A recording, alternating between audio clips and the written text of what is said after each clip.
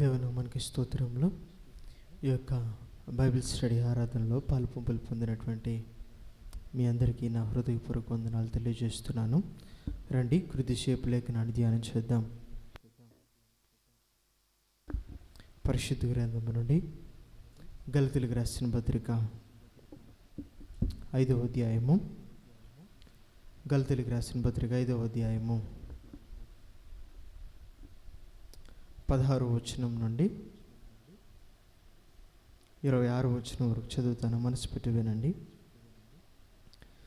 నేను మీతో చెప్పినదేమనగా, ఆత్మానుసారముగా నడుచుకొనుడి, అప్పుడు మీరు శరీరేచ్ఛ నెరవేర్చరు. శరీరము ఆత్మకును, ఆత్మ శరీరమునకును విరోధముగా అపేక్షించును. ఇవి ఒకదానికొకటి వ్యతిరేకముగా ఉన్నవి గనుక మీరేవి చేయ నిశ్చయింతురో వాటిని చేయకుందురు. మీరు ఆత్మచేత నడిపింపబడినడల ధర్మశాస్త్రమునకు లోనైన వారు కారు. శరీర కార్యములు స్పష్టమై ఉన్నవి. అవేవనగా జారత్వము, అపవిత్రత, కామగత్వము, విగ్రహారాధన, అభిచారము, ద్వేషములు, కలహము, మత్సరములు, క్రోధములు, కక్షలు, భేదములు, విమతములు, అసూయలు, మత్తతులు, అల్లరితో కూడిన ఆటపాటలు మొదలైనవి. వీటిని గురించి నేను మునుపు చెప్పిన ప్రకారము ఇటు వాటిని చేయువారు దేవుని రాజ్యమును స్వతంత్రించుకున్నారని మీతో స్పష్టంగా చెప్పుచున్నాను. అయితే ఆత్మఫలం ఏమనగా ప్రేమ, సంతోషము, సమాధానము, దీర్ఘశాంతము, దయాళత్వము, మంచితనము, విశ్వాసము, సాత్వికము, ఆశానిగ్రహము.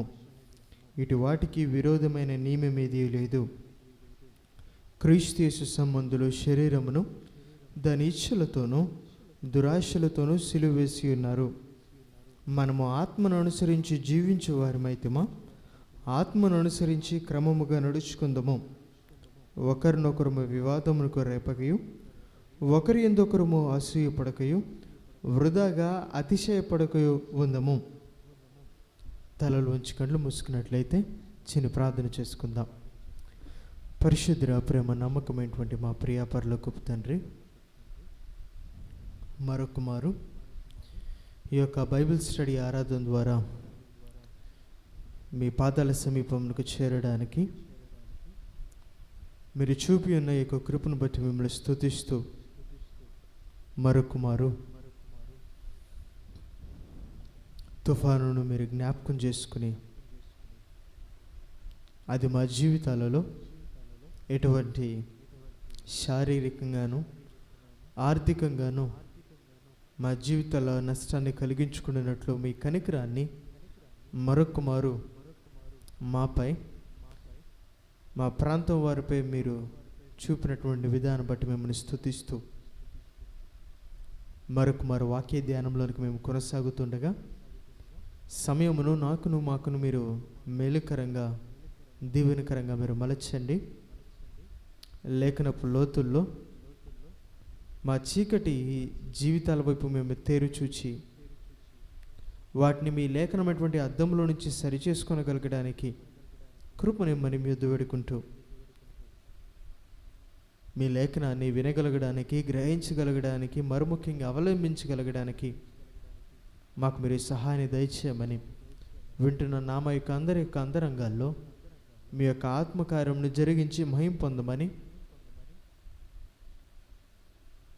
మా ప్రభువును, రక్షకుడును, పునరుద్ధానుడైన యేసుక్రీస్తు ప్రభు వారి నామం పేరట అడిగి ప్రార్థించి పెట్టుకుంటున్నాను తండ్రి, ఆమెన్.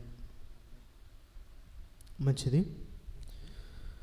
మనం చదువుకున్నటువంటి లేఖన భాగము గలతీయులకు రాసిన పత్రిక 5వ అధ్యాయము 16వ వచనం నుండి 26వ వచనం వరకు ఉన్నటువంటి లేఖన భాగాన్ని మనము కొద్ది వారాలుగా ధ్యానం చేస్తూ వస్తున్నాం.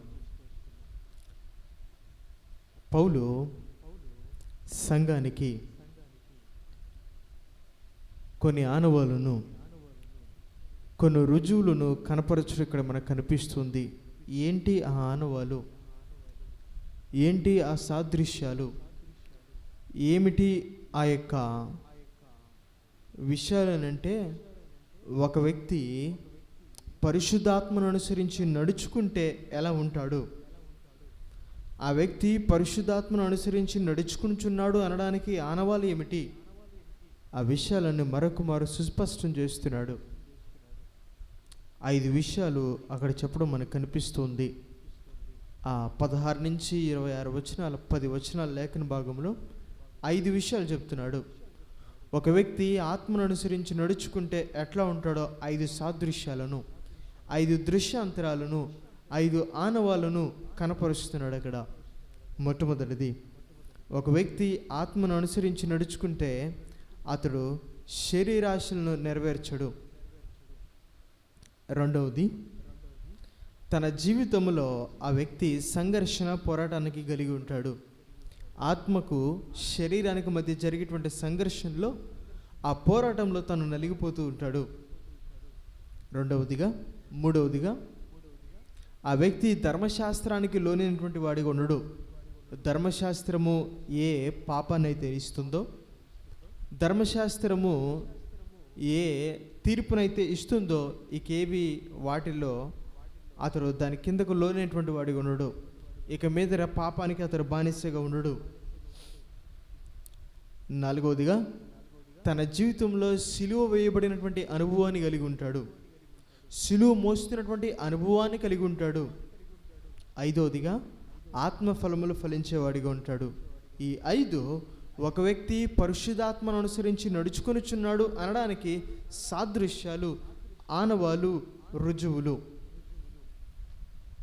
ఎందుకు ఈ విషయాలను రాస్తున్నాడు, ఎందుకు పరిశుద్ధాత్మను అనుసరించి నడుచుకోవాలి అనేటువంటి విషయాన్ని ఇంత లోతుగా తాను తెలియజెప్తున్నాడంటే దానికి గల ప్రాముఖ్యత ఎంతో ఎత్తైనటువంటిది. కారణం ఏమిటి అనంటే, ఈ రీతిగా దేవుని యందు విశ్వాసం ఉంచి ఆయన స్వరక్షకుడిగా అంగీకరించి ఆ పరిశుద్ధాత్మను పొందుకుని ఈ రీతిగా నడుచుకోవలసినటువంటి గలతీ సంఘము ఎలా నడుచుకుంటుందంటే, దీనికి భిన్నముగా, దీనికి పూర్తిగా వ్యతిరేకముగా మనుషుల బోధలు, సిద్ధాంతాలు, ఆచారాలను అనుసరించేది నడుచుకునేటువంటిదిగా ఉంటుంది. ఆ కారణాన్ని బట్టి ఈ విషయాలు రాస్తున్నాడు. వారిలో ఉండినటువంటి ఆ గందరగోళం ఏమిటి అని అంటే, క్రైస్తవ బోధకులుగా వేషం వేసుకున్నటువంటి, అంటే తాము క్రైస్తవ బోధకులను చెప్పుకుంటూ లోపట యూదా మత బోధకులైనటువంటి వారు సంఘంలోనికి చొరబడి, ఒక వ్యక్తి నీతిమంతుడు కాగలగడానికి విశ్వాసం ఉంటే చాలదు, అతని ఎడల దేవుని కృప ఉంటే మాత్రమే చాలదు, అతనికి సున్నతి కూడా కావాలి. ఆ సున్నతి పొందితే మాత్రమే అతని రక్షణ సంపూర్ణమవుతుంది, అతడు సంపూర్తిగా పరిపూర్ణంగా నీతిమంతుడు కాగలడు అనేటువంటి బోధన తీసుకుని వచ్చారు. ఇప్పుడు ఆ బోధన బట్టి సంఘంలో కలవరం ఏర్పడింది. ఇప్పుడు ఏది నిజము, ఏది యథార్థము, ఏది సరైనది అనేటువంటి సందేహంలో, ఆందోళన, గందరగోళంలో సంఘం కొనసాగుతుంది. దానికి తోడు మరికొంతమంది ఏమయ్యారంటే వెనుగుదిరిగిపోయారు, మరికొంతమంది తిరిగి లోకస్తులయ్యారు, మరికొంతమంది తిరిగి ఆ అబద్ధ బోధ ప్రకారము సున్నతిని పొందుకున్నటువంటి వారిగా ఉన్నారు. ఈ గందరగోళానంతటినీ మానపడానికి పౌలు ఈ గలతీ పత్రికను రాశాడు. ఇలా అంటాను, ఆ సంఘములో ఏర్పడినటువంటి గందరగోళానికి, ఆ సంఘములో ఏర్పడిన ఆ ఆందోళనకరమైనటువంటి పరిస్థితులకు, ఆ సంఘములో ఏర్పడిన కలవరానికి కారణము ఎవరు? ఇప్పుడు ఎవరి యొక్క విఫలత సంఘములో కలవరానికి కారణమైంది? ఎవరి యొక్క విఫలత సంఘము నష్టానికి కారణమైంది?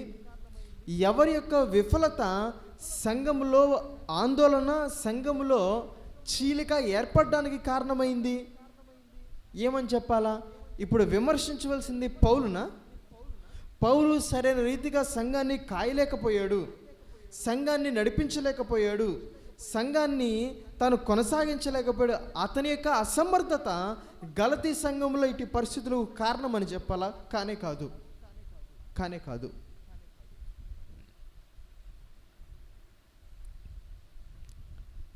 ఆ సంఘములో ఏర్పడినటువంటి నష్టానికి,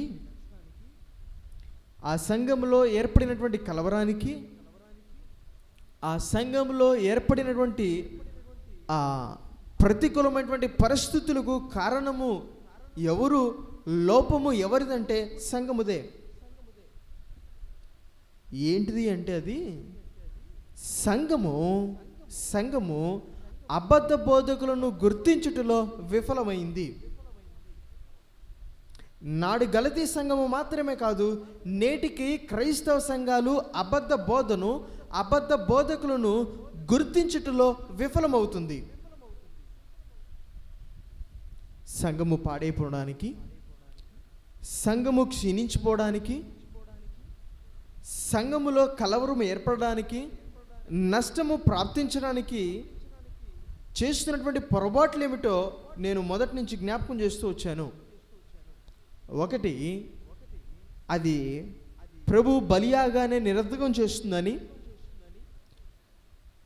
సేవకుడిని దుఃఖపెట్టేటువంటిదిగా ఉంటుందని, తనకు నష్టాన్ని కొని తెచ్చుకునేటువంటిదిగా ఉంటుందని, అంత మాత్రమే కాదు అది అపవాది చేత మోసానికి భ్రమకు లోనేటువంటిదిగా ఉంటుందని, ఆ తర్వాత అది సేవకుని యొక్క పిలుపును గుర్తించటంలో విఫలమవుతుందని, అంత మాత్రమే కాదు ఇక్కడ మరొక సంగతి నేను జ్ఞాపకం చేస్తున్నాను, అబద్ధ బోధకుడును గుర్తించటంలో విఫలమైంది. రండి నాతో ఒక విషయాన్ని నేను ఈ పత్రిక ప్రారంభంలో నుంచి మీ ముందు కనపరచడానికి ఇష్టపడుతున్నాను. గలతీయులకు రాసిన పత్రిక మొదటి అధ్యాయము 7వ వచనం నుండి 9వ వచనం వరకు అక్కడ చెప్తున్నాడు. గలతీయులకు రాసిన పత్రిక మొదటి అధ్యాయము 7వ వచనం నుండి 9వ వచనం వరకు, అది మరి ఒక సువార్త కాదు కానీ క్రీస్తు సువార్తను చెరపగోరి మిమ్మును కలవరపరచువారు కొందరున్నారు. మేము మీకు ప్రకటించిన సువార్త గాక మరి ఒక సువార్తను మేమైనను పరలోకము నుండి వచ్చిన ఒక దూతైనను మీకు ప్రకటించినడలా అతడు శాపగ్రస్తుడవునుగాక. మేము ఇదివరకు చెప్పిన ప్రకారము ఇప్పుడును మరలా చెప్పుచున్నాము, మీరు అంగీకరించిన సువార్త గాక మరి ఒకటి ఎవడైనను మీకు ప్రకటించినడలా వాడు శాపగ్రస్తుడవునుగాక. ఇప్పుడు సంఘములో ఏర్పడినటువంటి నష్టానికి, కలవరానికి ఎవరు కారణము? పౌలు యొక్క అసమర్థత కాదు. సంఘాన్ని తను నడిపించుటలో, కట్టుటలో, కాయుటలో పౌలు ఏమీ విఫలము కాలేదు కనుకనే మరలా సంఘాన్ని లేవనెత్తడానికి, బలపరచడానికి ఈ పత్రికను రాస్తున్నాడు. విఫలం అయింది ఎవరనంటే, ఎవరి అసమర్థతను బట్టి ఈ పరిస్థితులన్నీ సంఘంలో నెలకొల్పబడ్డాయి అంటే అది సంఘం యొక్క దాన్ని బట్టే. సంఘము అబద్ధ బోధకులను గుర్తించడంలో విఫలమైంది. అక్కడ అంటున్నాడు, మేము ఇదివరకు చెప్పాము, మరలా చెప్తున్నాము, మీరు అంగీకరించిన సువార్తను గాక మరి యొక్క సువార్తను మీకు చెప్తే వాడు ఎవడైనా సరే, మనుషుడైనా దేవదూత అయినా, వాడు శాపగ్రస్తుడు.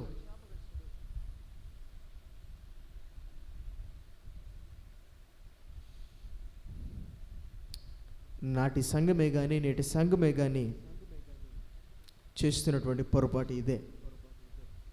అబద్ధ బోధకులను గుర్తించలేకపోవడం.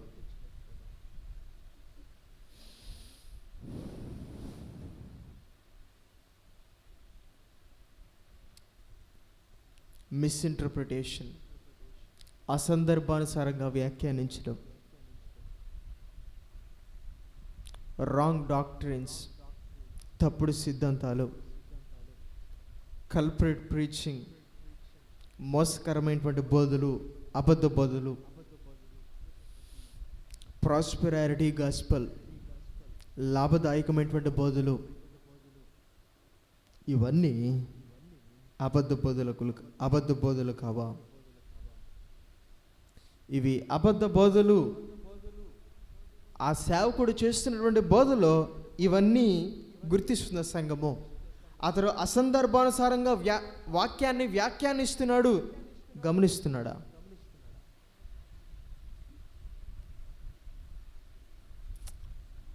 అతడు అబద్ధ బోధన చెప్తున్నాడు. గమనిస్తున్నారా? మోసకరమైనటువంటి బోధను. అతడు తప్పుడు సిద్ధాంతాలను, తన భావాలని లేఖనంలోకి చేర్చి తప్పుడు సిద్ధాంతాలను బోధిస్తున్నాడు. గుర్తిస్తున్న సంఘం. Prosperity gospel. దేవుని ఆశీర్వాదం అంటే కేవలం అది ఆర్థిక సంబంధమైనది.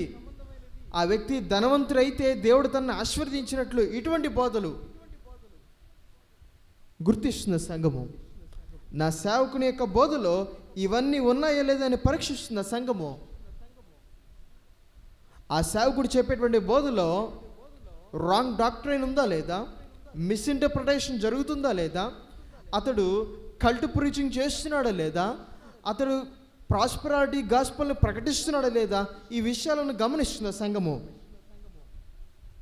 ఈ బోధకులను గుర్తించలేకపోతుంది సంఘం. అత్యంత బాధాకరమైనటువంటి విషయం ఏమిటి అని అంటే, ఈ బోధల వైపే యావత్ క్రైస్తవ తరము తిరుగుతుంది. ఈ బోధకులనే వెంబడించే వారిగా ఉన్నారు నేటి క్రైస్తవులు. క్రీస్తును కాదు, ఈ అబద్ధ బోధకులను. లేఖనము మీద కాదు, ఈ అబద్ధ బోధల మీద తమ జీవితాన్ని కట్టుకున్నటువంటి వారిగా. అత్యంత బాధాకరమైనటువంటి విషయం. వారు మనోనేత్రాలను తెరువునట్లుగా ప్రార్థించవలసినటువంటి భారము నేటి క్రైస్తవ తరానికి ఎంతైనా ఉంది. ఆయన మునిపే చెప్పి ఉన్నారు. కొండ మీద ప్రసంగములో తన ప్రసంగాన్ని ముగిస్తూ ఆయన ఇలా అన్నారు.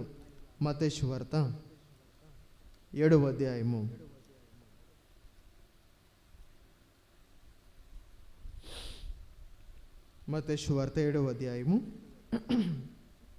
15వ వచనం.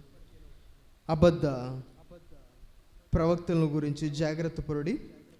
వారు గొర్రెల చర్మము వేసుకుని మీ యొద్దకు వత్తురు కానీ లోపల వారు క్రూరమైన తోడేళ్ళు. వారి ఫలముల వలన మీరు వారిని తెలుసుకుందరు. ఆయన రేపటి తరానికి జాగ్రత్త చెప్తున్నారు. రేపటి తరపు క్షేమాభివృద్ధి కొరకు ఆయన నేడు అనేటువంటి సమయం ఉండగానే హెచ్చరిస్తున్నారు. కొన్ని సాదృశ్యాలు చెప్తున్నారు. వారు గొర్రెల చర్మము వేసుకుని మీ ఎద్దుకు వస్తారు, కానీ లోపల వారు క్రూరమైనటువంటి తోడేళ్ళు. వారి పైకి క్రైస్తవ బోధకులుగానే, క్రైస్తవ ప్రచారకులుగానే, వారు సేవకులుగానే, వారు స్వార్థికులుగానే, వారు దేవుని పిల్లలుగానే, కానీ లోపట వారి ఇంటెన్షన్ ఏంటో చెప్తున్నాడు ఆయన. వారు క్రూరమైనటువంటి తోడేళ్ళు.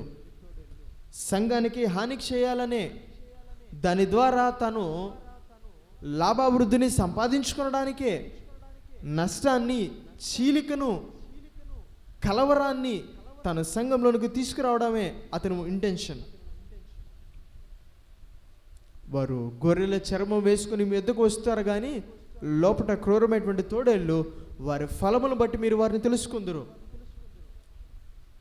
అతని చర్య, నడవడిక, మాటలు, ప్రవర్తనను బట్టి మీకు అర్థమవుతుంది ఆ వ్యక్తి నిజముగా ప్రవక్త లేకపోతే అబద్ధ ప్రవక్త, నిజముగా దేవుని సేవకుడా లేకపోతే ఆ వేషాన్ని వేసుకుని వచ్చినటువంటి క్రూరమైనటువంటి తోడేల్లో మాటను బట్టి, చర్యను బట్టి, బోధనను బట్టి మీకు అర్థమవుతుంది. వారి ఫలములు బట్టి మీరు తెలుసుకుంటారు. ఈ అబద్ధ బోధకులు ఎన్నటికి వారు నష్టాన్ని తీసుకుని వచ్చేది క్రైస్తవ సమాజానికి. వారి వలన ఎంత మాత్రము క్రీస్తుకు కానీ క్రైస్తవ్యానికి కానీ ఎంత మాత్రము లాభము అనేటువంటిది కలగదు. తుదుకు లాభము కలగకపోగా, మహిమ కలగకపోగా వారి వలన ఏం కలుగుతుందో ఆయన ప్రస్తావిస్తున్నాడు. మత్తయి సువార్త 24వ అధ్యాయము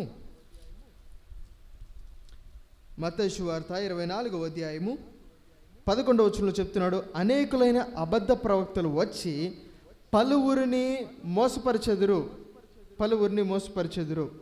ఇదే విషయాన్ని మరలా మార్కు సువార్త 13వ అధ్యాయము 22వ వచనంలో చెప్తూ అక్కడ ఏర్పరచబడిన వారిని సైతము వారు మోసపుచ్చుతారు.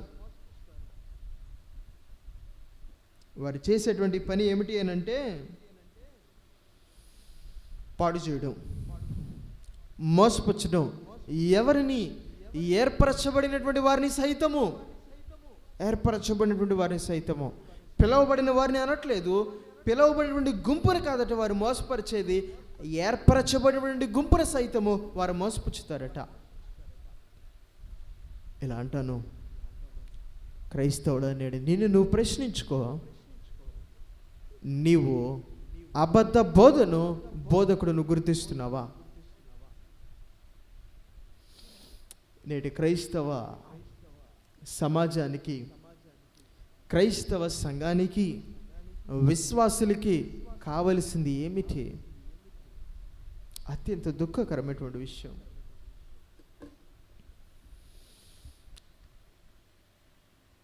నేటి క్రైస్తవ తరానికి వాక్యం అక్కర్లా, నేటి క్రైస్తవ తరానికి ఆత్మీయత అక్కర్లా, నేటి క్రైస్తవ తరానికి ఉజ్జీవం అక్కర్లా, నేటి క్రైస్తవ తరానికి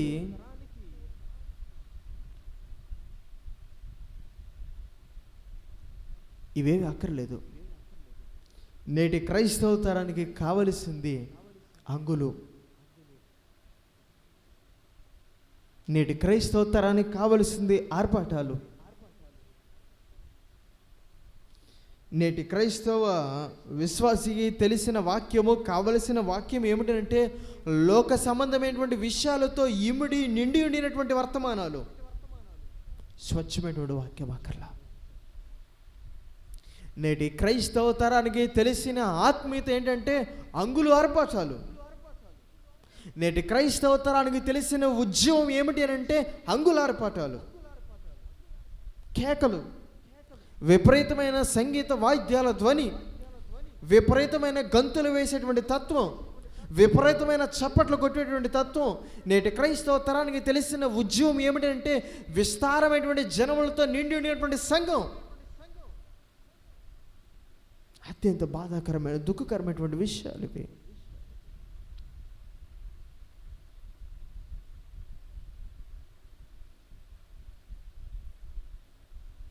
గుర్తించలేకపోతుంది. అబద్ధ బోధ ఏమిటో, అబద్ధ బోధకు ఎవరో గుర్తించలేకపోతుంది. విశ్వాసిగా మనోనేత్రాలు మూయబడి ఉన్నాయి. యుగ సంబంధమైనటువంటి దేవత మనోనేత్రాలు గురుడితనాన్ని కలిగించలేదు. ఇప్పుడు నీ ఆత్మీయ నేత్రాలకు గురుడితనాన్ని కలిగించలేదు. ఇప్పుడు నీకు తెలిసిన భక్తి ఏమిటి? ఇప్పుడు నీకు తెలిసిన ఆత్మీయత ఏమిటి? ఇప్పుడు నీకు తెలిసిన ఉద్యోగం ఏమిటి? ఇప్పుడు ఆ సంఘము విపరీతమైనటువంటి జనులతో నిండిపోతే, అబ్బా సంఘములో విపరీతమైన ఉద్యోగం ఉందండి, అది నిజమైన ఆత్మీయత కలిగినటువంటి సంఘం అండి. మంచి అంగులు, ఆర్భాటాలతో వారు ఆ కార్యక్రమాలను వారు తలపెడుతుంటే, అబ్బా ఎంత మహిమకరంగా చేస్తున్నారు దేవునికి సేవ. కేకలు, అరుపులు, విపరీతమైన మైకి శబ్దం, సంగీత ధ్వని, గంతులు, అబ్బో ఎంత ఉద్యమో సంఘములో. నువ్వు గురుడివాడువు కాదు. ఇప్పుడు లేఖనంలో అంటాడు ఆయన గురించి, ఆయన వీధులలో కేకలు వేయడు. నేటి క్రైస్తవ తరానికి ఉద్యమం ఏమిటంటే ఆ సేవకుడు గొంతు చీంచుకుని, గొంతు పోయేలాగా అరుస్తే, కేకలు వేస్తే, అబ్బో ఎంత ఉజ్జీవమైన ప్రసంగాలు విన్నామో మేము.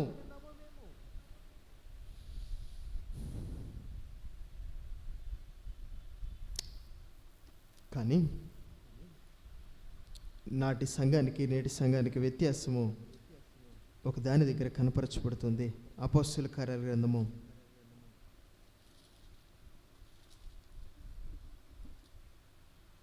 17వ అధ్యాయము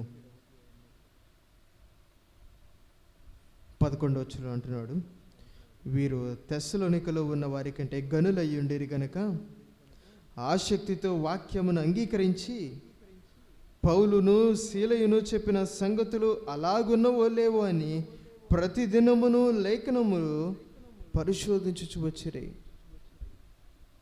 పరిశుద్ధాత్మను బట్టి వారు సాక్ష్యాన్ని పొందారు. వారు ఘనులు.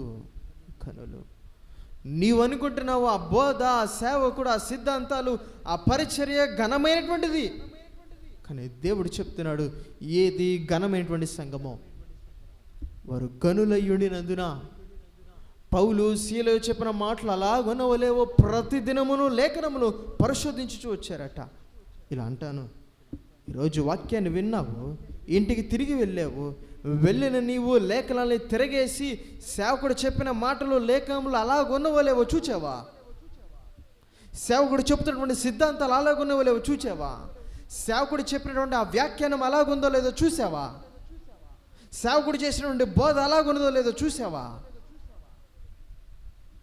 ఇంకెట్లా గుర్తించగలుగుతావు అబద్ధ బోధను, బోధకుడును? ఇవి చేయకపోగా అలా చేస్తున్న వారి వైపు చూసి ఉద్యోగం అనుకుంటావు, అదే ఘనమైనటువంటి సేవ అనుకుంటావు, అదే గొప్ప పరిచర్య అనుకుంటావు. ఈ స్థితే ఆ రోజు గలతీ సంఘంలో అంతటి నష్టానికి కారణమైంది. విఫలతకు కారణం ఎవరు? బాధ్యులు మనము కాదా? నేటి మనమైనా నాడు గలతీ సంఘమైన వారే, పౌలు కాదు. ఒకటే, వారు అబద్ధ బోధను, బోధకులను గుర్తించుటలో వారు విఫలమయ్యారు. ఎట్లా మనం అబద్ధ బోధను, బోధకులను గుర్తించగలం? ఒకటే మార్గము, లేఖనాలను వాటిని సరిచూడడం ద్వారా. అందుకనే అంటాడు, సోలా స్క్రిప్చురా అంటారు, లేఖనములే సార్వత్రిక సంఘానికి అంతిమ ఆధారము. లేఖనములే అంతిమ ఆధారము. 5 సోలాస్ అంటారు దాన్ని. సోలా స్క్రిప్చురా అంటారు చివరి దానిని. అంటే క్రైస్తవుడికి లేఖనము మాత్రమే అంతిమ ఆధారము. క్రైస్తవుడికి కాదు, యావత్ క్రైస్తవ సంఘానికి అంతటికి, సార్వత్రిక సంఘానికి, ఇర్రెస్పెక్ట్ ఆఫ్ డినామినేషన్, సార్వత్రిక సంఘానికి లేఖనమే అంతిమ ఆధారం కావాలి.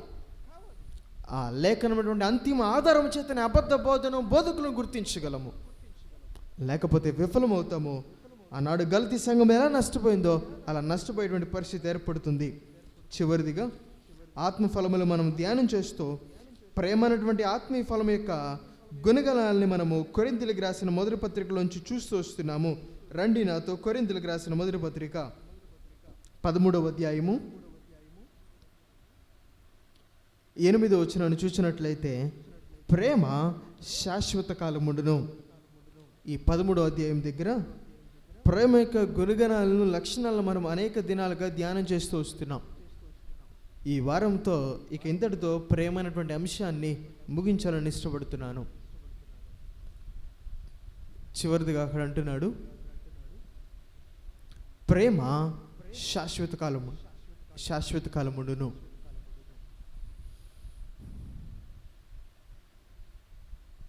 ఇలా అన్నాడు ఒక వ్యక్తి, క్రైస్తవ వేదాంతి, క్రిస్టియన్ థియాలజిస్ట్. ఇలా అన్నాడు జాన్ కెల్విన్.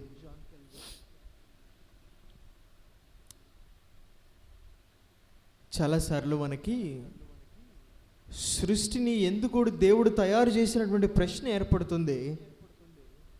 దానికి గల జవాబు ఒకటే, ఆయన మంచివాడు గనుకనే, ఆయన ప్రేమ కలిగిన వాడు గనుక మాత్రమే సృష్టిని దేవుడు తయారు చేశాడు. సృష్టి నలుమూలలలో దేవుని యొక్క మంచితనము, ప్రేమ అది వెల్లడవుతుంది.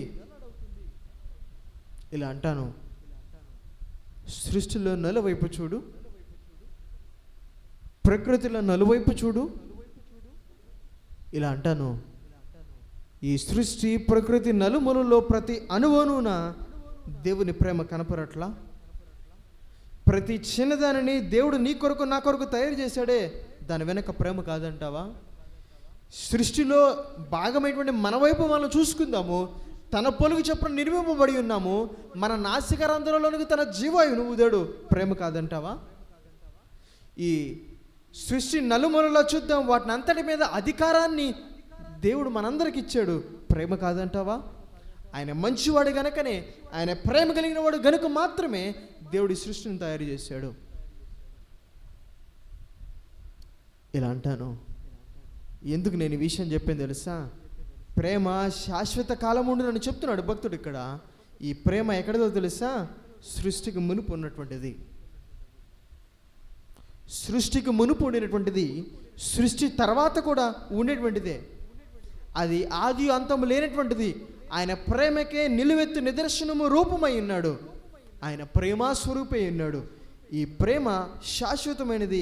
ఎటువంటిది అంటే ఇది సృష్టికి మునుపు ఉన్నది, సృష్టికి తర్వాత కూడా ఉండేటువంటిది.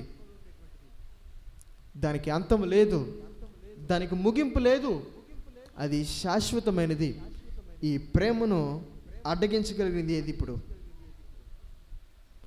ఈ ప్రేమను పొందకుండా మనల్ని నిలవగలిగింది ఏది? చాలాసార్లు మనము ప్రేమిస్తున్నామన్నటువంటి భ్రమపడుతూ ఉంటాం. నిజముగా లేఖనం చెప్తున్నటువంటి విషయం ఏంటంటే ప్రేమకు అంతం ఉండదు. అది శాశ్వతమైనది, అది శాశ్వతమైనటువంటిది. దానికి ముగింపు ఉండదు, ముగింపు ఉండదు.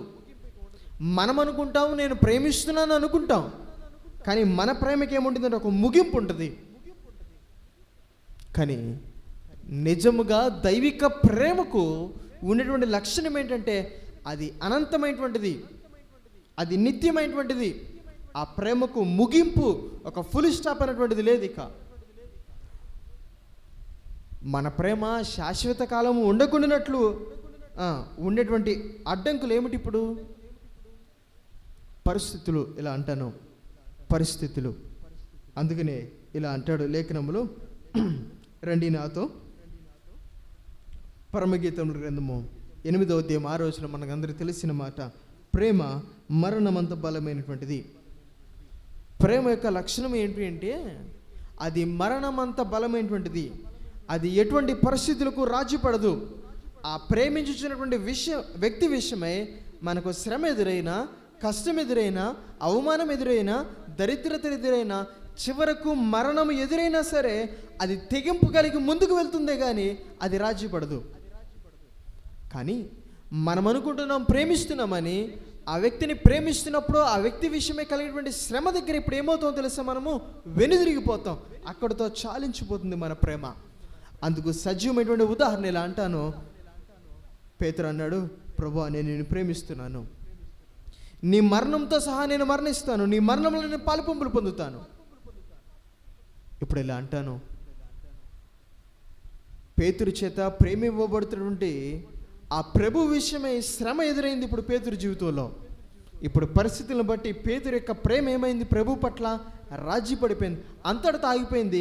అది ఎక్కడికి దారి తీసిందంటే ప్రభువారు 3 మార్లు నువ్వు నన్ను ప్రేమించుచున్నావు అని ప్రశ్నించడానికి దారి తీసింది. మన ప్రేమకు ఒక ముగింపు ఉంటుంది. అలా ఉండకూడదు అంటున్నాడు దేవుడు. మనం ప్రేమించేటువంటి వ్యక్తి విషయమే ఎటువంటి పరిస్థితులు ఎదురైనప్పటికీ అది తెగింపు కలిగినదే ఉండాలి, కానీ దానికి రాజీపడేటువంటి తత్వం, వెనుదిరిగేటువంటి తత్వం ఉండకూడదు అని అంటున్నాడు. ప్రేమ యొక్క నైజం ఎటువంటిది? అందుకనే ఆ క్రీస్తు ప్రేమ ఏమైందో తెలుసా? శాశ్వతమైనది. నేను మిమ్మల్ని శాశ్వతమైన ప్రేమతో ప్రేమిస్తున్నాను కనుక అంటాడు. నీ విషయమై, నా విషయమై ఆయనకి ఎంతటి కష్టం వచ్చింది. శిలువ మరణాన్ని ఆయన రాజీ పడలేదు. శిలువ మరణం దగ్గర కేర్ చేయలేదు, దాన్ని అవమానమును నిర్లక్ష్య పెట్టాడు. శిలువ శ్రమను సహించాడు. నీ విషయమే, నా విషయమే ఆయనకు కలిగిన దరిద్రతను భరించాడు, అవమానాన్ని భరించాడు, నిందను భరించాడు, శ్రమను సహించాడు, శిలువ మరణాన్ని పొందుకున్నాడు. రాజీ పడాలి ఆయన ప్రేమ. ఆ ప్రేమ శాశ్వతమైనటువంటిది. ఈ రాత్రి అనుకుంటున్నావేమో, నువ్వు ప్రేమిస్తున్నావు అనుకున్నావు, దేవుని నేను ప్రేమిస్తున్నాను, నా భర్తను నేను ప్రేమిస్తున్నాను, నా భార్యను నేను ప్రేమిస్తున్నాను, నా బిడ్డలు నేను ప్రేమిస్తున్నాను, నా తల్లిదండ్రులు నేను ప్రేమిస్తున్నాను, మరి వారి విషయమే కలిగేటువంటి పరిస్థితుల దగ్గర నువ్వు రాజీ పడుతున్నావేమో. దేవుణ్ణి ప్రేమిస్తున్నాను చెప్పుకుంటూ దేవుని విషయమే కలిగినటువంటి నింద దగ్గర నువ్వు వెనుదిరిగిపోతున్నావేమో.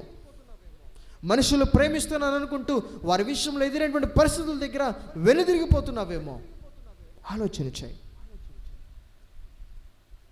ప్రేమ శాశ్వతమైనది, అది పరిస్థితులను చూచి రాజీ పడేటువంటిది కాదు. రెండవది మరొక సంగతి నేను జ్ఞాపకం చేసి ముగిస్తాను. రోమిలికి రాసిన పత్రిక 8వ అధ్యాయము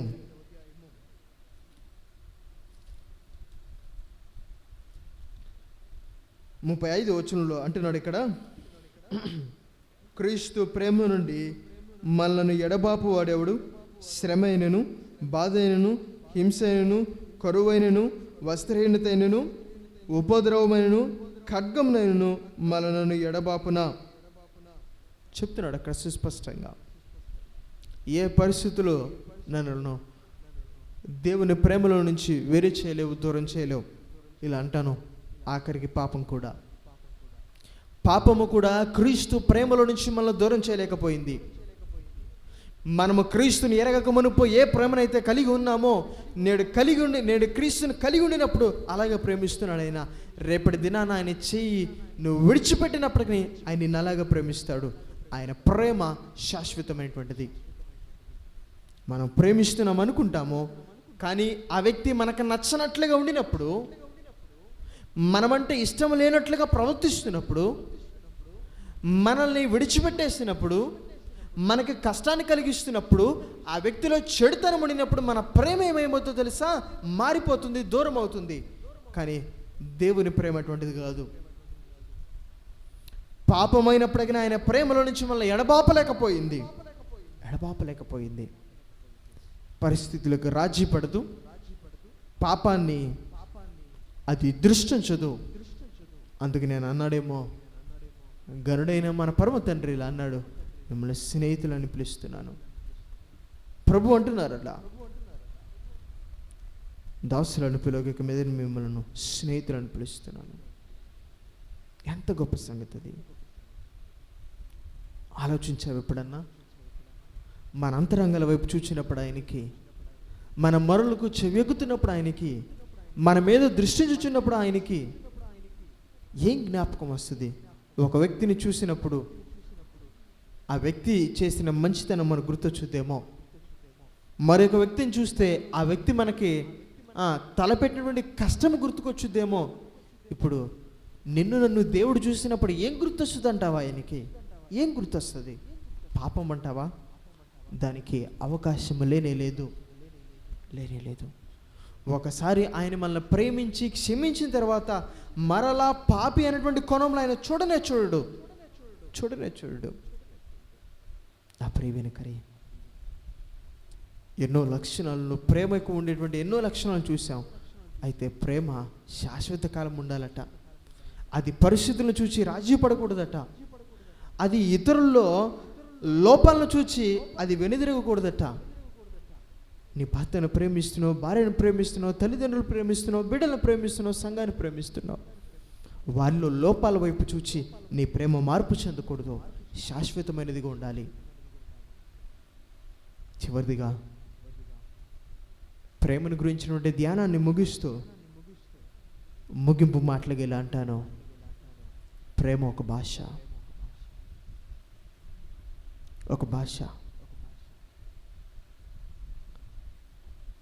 ప్రేమ అనేటువంటి భాషకు మించి ఎదురు వ్యక్తిని అర్థం చేసుకోగలగడానికి ఉండినటువంటి సాధనం ఏది? ప్రేమ ఒక భాష. మాట్లాడక్కర్లా, స్థితిని తెలియజెప్పక్కర్లా, అది అర్థం చేసుకుంటుంది.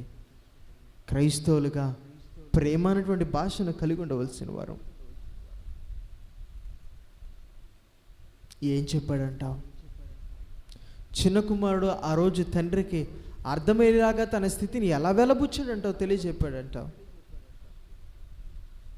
ఇలా అంటాను, ప్రేమ అనేటువంటి భాష తన చిన్న కుమారుడిని అర్థం చేసుకోగలిగింది ఆ తండ్రి ప్రేమ అనేటువంటి భాష ద్వారా చిన్న కుమారుని అర్థం చేసుకోగలిగాడేమో. ఉపమానమైనప్పటికీ అది ఎంత విలువైనటువంటి మర్మాలతో కూడుకున్నటువంటిదో. రెండోది ఇలా అంటాను, ప్రేమ నూనె వంటిది. సామాన్యమైనటువంటి విషయాలు చెప్తున్నాను. ఆ మోటార్లో, ఆ వస్తువులో నూనె లేకపోతే కిరికిరిమని ఎలా శబ్దం వస్తుందో, మన వ్యక్తిగత జీవితాలలో, దాంపత్య జీవితాలలో, సంఘ జీవితాలలో, సమాజపు జీవితాలలో ప్రేమ లేకపోతే ప్రతి చిన్నదానికి కసుబుసులాడుకుంటాం. ఇవి తెలియనివి కావు. మరొక జ్ఞప్తికి తీసుకొస్తున్నాను. ఏదో జ్ఞాపకం ఉంచుకుంటారని ఇష్టపడుతున్నాను, ఆశిస్తున్నాను. చివరిదిగా నేటితో ప్రేమ అనేటువంటి అంశాన్ని ముగిద్దాం. ఇన్ని రోజులుగా ప్రేమను ధ్యానం చేస్తూ వస్తున్నాం. ప్రశ్నించుకున్నావా ప్రేమ ఉన్నదా అని? ఒకవేళ ప్రేమ ఉన్నదా, నీ ప్రేమ ఎలాగున్నదో ఈ 13వ అధ్యాయంలో నుంచి పరీక్షించుకున్నావా? పరీక్షించుకో. ఈ రాత్రి ప్రభు పాదాల దగ్గర పశ్చాత్తాపడదాం. నూతన తీర్మానంతో ప్రేమ కలిగినటువంటి జీవితాన్ని కట్టుకుందాం. దాని కొరకైన ప్రభు కృపను మెండుగా పొందుకుందాం. తలలోంచి కండ్లు మూసుకున్నట్లయితే ప్రార్థన చేసుకుందాం. పరిశుద్ధ ప్రేమ నమ్మకమైనటువంటి మా ప్రియ పరలోకపు తండ్రి, మీ ప్రేమ కలిగిన దయ కలిగిన నామాన్ని బట్టి మిమ్మల్ని స్తుతిస్తూ, అవును, నాటి గలతీ సంఘము, నేటి క్రైస్తవ సంఘము దేనిలో విఫలమవుతుందో మీరు మాకు తేటతలం చేసినటువంటి విధానాన్ని బట్టి మీకు వందనాలు. అబద్ధ బోధకులను గుర్తించటంలో విఫలమవుతున్నాం. కానీ ఆనాడు బెరియా ప్రాంతం వారైతే, బెరియా సంఘము అయితే ఘనమైనదని సాక్ష్యాన్ని పొందింది. కారణము అపోస్తులు చెప్తున్నటువంటి మాటలు అలాగునవో లేవో ప్రతిదినమును లేఖనాలను పరిశోధించి వచ్చారు. మేము లేఖనాలను పరిశోధించి గుర్తించలేక వారిని వెంబడిస్తూ అవే బోధ, అవే ఆత్మీయత, అదే భక్తి, అదే నిజమైన సేవ అని భ్రమకు లోనుతున్న మా స్థితిని క్షమించండి.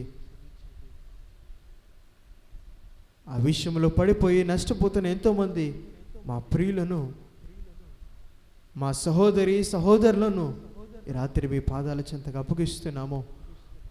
లూది యొక్క అంతరంగాన్ని తెరిచినట్లుగా వారి మనోనేత్రాలను మీరు తెరవండి. ఆ రోజు బిలాము యొక్క మనోనేత్రాలు తెరిచినట్లుగా వారి మనోనేత్రాలను మీరు తెరవండి. దర్శించండి. ప్రేమను గురించి ఎన్నో విలువైనటువంటి విషయాలను, ఎంతో గొప్ప ఆత్మీయ మర్మాలను ధ్యానించాము. ఒక మారు లేఖన వైపు చూసి ప్రేమ ఉన్నదని పరీక్షించుకొని అన్నాడు. అసమర్థులమే, వెనుదిరిగిన వారమే,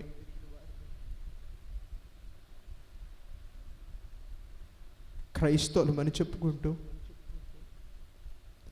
క్రీస్తు ప్రేమను కలిగి కొనసాగవలసిన వారమైన మేము ఎంత స్వార్థపూరితమైనటువంటి జీవితాలతో జీవిస్తున్నామో క్షమించమని, మా ప్రేమ ఎలాగున్నదో లేదో లేఖనంలో నుంచి పరిశోధించుకుంటూ ముందు కొనసాగలడానికి కృపనిమ్మని, మా ప్రేమ శాశ్వత కాలం ఉండేటువంటిదిగా ఉండాలని, ఆ ప్రేమ పరిశుద్ధుల వైపు చూచి రాజీపడేటువంటిది కాదు, కానీ మనుషుల యొక్క స్థితుల వైపు చూచి, వారి నడవడిక వైపు చూచి మార్పు చెంది దూరమయ్యేది కాదు. కానీ మీ ప్రేమ ఎలాగైతే మరణమంత బలమైనదో, మీ ప్రేమ ఎలాగైతే అది ఆ వ్యక్తి యొక్క ప్రేమను, ఆ వ్యక్తి యొక్క పాపాన్ని అది లక్ష్య పెట్టనటువంటిదో, మా ప్రేమ అంత నిష్కలంకంగా నిస్వార్థంగా ఉండగలడానికి కృపనిమ్మని మీ వద్ద వేడుకుంటూ, ఎన్నో గొప్ప ఆత్మీయ మర్మాలు ప్రభువా, ఎన్నో గొప్ప సంగతులు, బలహీనులము,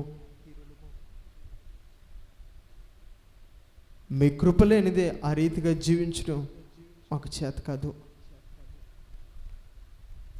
నిస్సిగ్గుగా ఈ రాత్రి తలలు వంచి మీ కృపా సహాయాన్ని కోరుకుంటున్నాము. ఆ రీతిగా కొనసాగలడానికి, జీవించగలడానికి మాకు కావలసిన మీ మెండైనటువంటి కృపనిమ్మని మీ చిత్తమైతే, మీరు ఆకడలస్యమైతే ఇదే రీతిగా మీ ప్రియులందరితో కలిసి మేము బోధ ఎందును, సహవాసనం నందును, రొట్టె విరుచుట ఎందును, ప్రార్థన ఎందును ఎడతెగకుండా ఉండగలగడానికి అంత మాత్రమే కాదు కానీ నామా మధ్యన మీరు నిలిపిన ప్రేమ, ఐక్యత, సమాధానాల విషయంలో నిలవరముగా ఉండగలగడానికి కృపనిమ్మని యేసుక్రీస్తు ప్రభువారి యొక్క అతి పుణ్యమైనటువంటి నామం పేరట అడిగి ప్రార్థించి వేడుకుంటున్నాను తండ్రి. ఆమేన్.